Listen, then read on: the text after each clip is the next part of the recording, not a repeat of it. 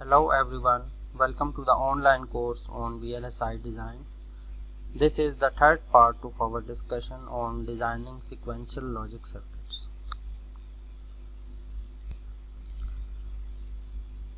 In our previous couple of videos, we have discussed the timing metrics of sequential circuits, their classifications, and we also discussed the design of static latches and flip-flops. In this video, we shall focus our discussion on the design of dynamic flip-flops. So let's start. As we have discussed that in case of static latches, the value is let with the help of a regenerative feedback. For example, if we consider a positive latch using a multiplexer, then here we have two inputs, input D and the output Q is given as a feedback to the multiplexer. So when the clock is 1, the input D is copied to the output Q, and when the clock value is equal to 0, this output Q is fed back and passed through the multiplexer, and it keeps on circulating until the value of clock again becomes equal to 1. So the main latching mechanism is achieved with the help of a regenerative feedback. In contrast to this, the dynamic flip-flops or registers are a class of circuits which are based on temporary storage of charge on parasitic capacitors. The charge stored on a capacitor can be used to represent a logic signal. The absence of charge denotes a binary 0, while its presence stands for a binary 1. As no capacitor is ideal, therefore it cannot hold its charge for an indefinite period of time, and there is always some leakage which is present in the capacitor. Stored by the capacitor in the form of charge can only be kept for a certain limited period of time, typically in the range of milliseconds. To maintain the signal integrity and to keep our value, we require a periodic refresh cycle for the memory. I hope you have now understood the main difference between the static and dynamic memory concepts. In the static memory, the latching or storage of value is obtained with the help of a regenerative feedback, while in case of dynamic memory, the value is not regenerated or given as a feedback, but it is stored in the form of charge on the parasitic capacitors that are present in the circuit. This figure demonstrates an implementation of a dynamic edge-triggered flip-flop using the transmission gates. So here we have two capacitances C1 and C2, which are used for the storage of data in the form of charge. So let's discuss the operation of this in the next slide. Here we have a transmission gate T1 and T2 and inverter I1 and I3.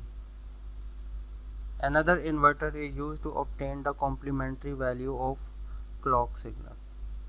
So when clock is equal to 0, clock bar becomes equal to 1. So the PMOS transistor of transmission gate T1 is connected to 0 and the NMOS transistor is connected to 1. As a result, T1 transmission gate turns on and the input value D is sampled on the storage node 1, which has a capacitance C1.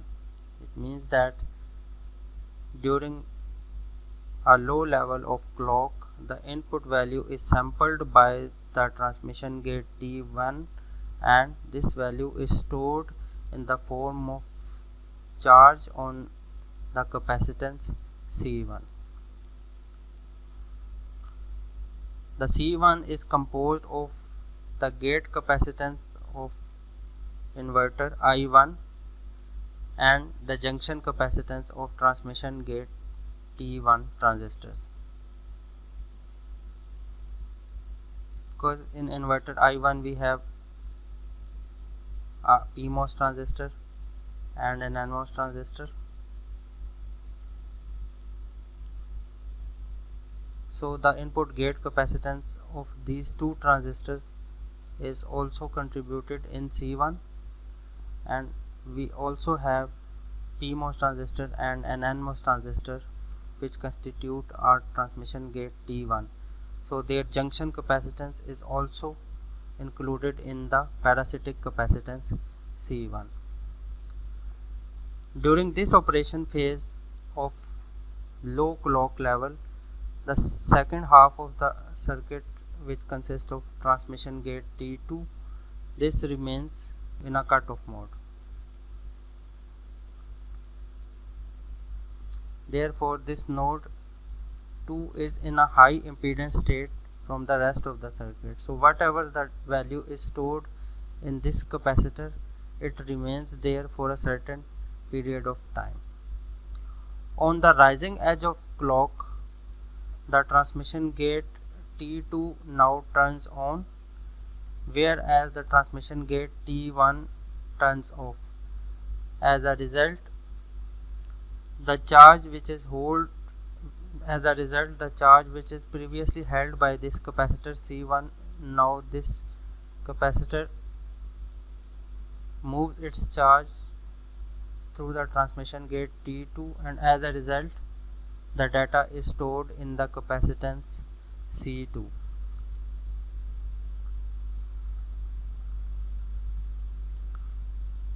And the value which is held by this node just before the rising edge of clock is now propagated to the output Q.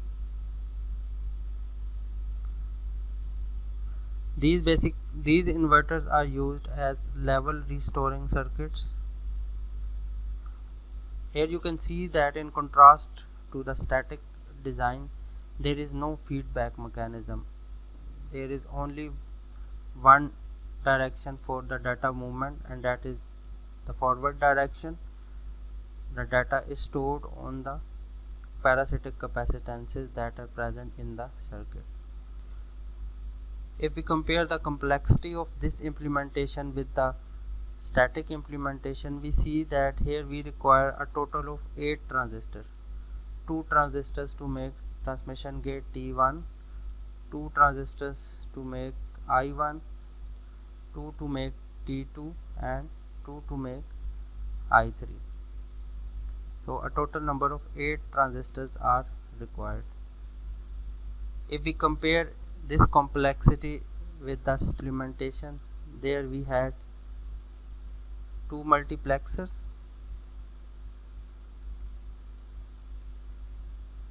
and a number of inverters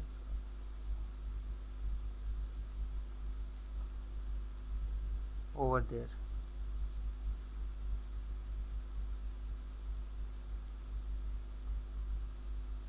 And each multiplexer is composed of 2 transmission gates. 2 transmission gates for here, 2 transmission gates for here. So we had 4 transistors for the master latch and 4 transistors for the slave latch, and in total we also had 4 inverters. So the total complexity of static gate implementation was approximately equal to 16 transistors. So from here you can easily observe that the area saving for dynamic implementation of flip-flops.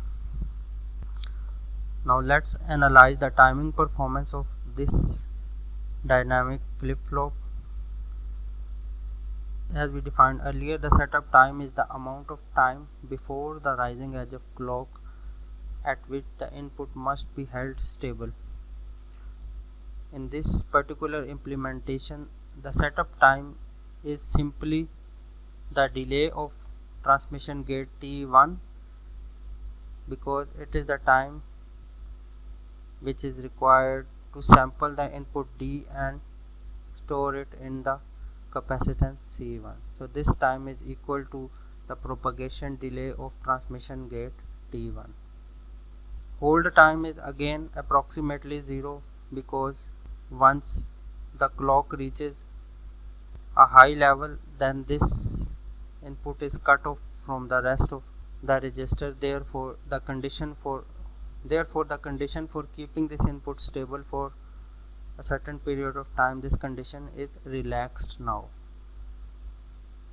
and further input changes are ignored by the register.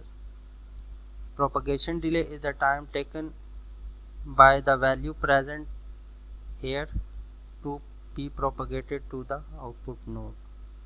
So it is the time equal to the propagation delay of inverter I1, transmission gate T2 and inverter I3, which is equal to 2 inverter delay and 1 transmission gate delay. An important characteristic of this implementation is that since these are parasitic capacitances and their values are very small, so the charge which is stored here needs to be refreshed at a certain periodic interval to prevent a loss of charge due to leakage. The dynamic flip-flops and registers are typically interested for data path circuits, because in those circuits the refresh rate is not a problem, since the registers are periodically clocked and storage nodes are constantly updated. So the basic rule is that if we want to design memory for such an implementation where the values are constantly changing, then we would prefer the dynamic storage. And if we want the value to remain stable for a long period of time, then we would prefer static memory for that case.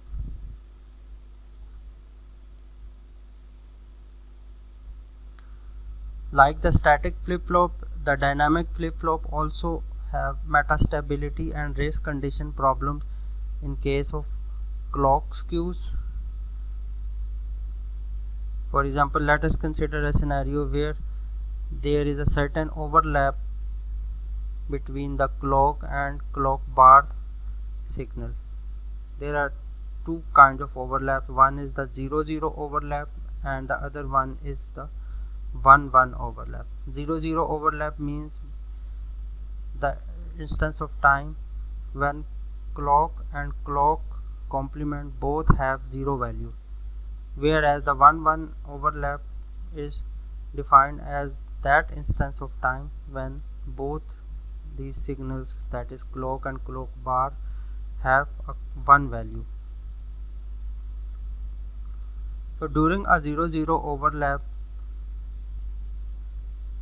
the NMOS transistor of T1 and the PMOS transistor of T2 are simultaneously switched on. As a result, there is a direct path from D to Q, which causes a race condition. So because of this race condition, the output can change on the falling edge of clock, which is undesirable for positive edge triggered flip-flop. Also, a race condition happens in case of a 1-1 overlap.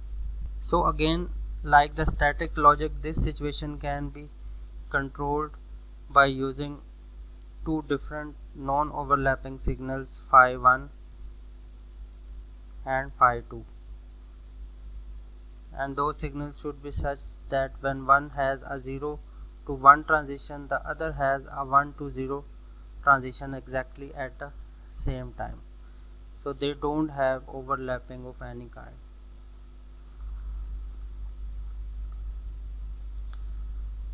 So this was all about our discussion on the design of dynamic flip-flops.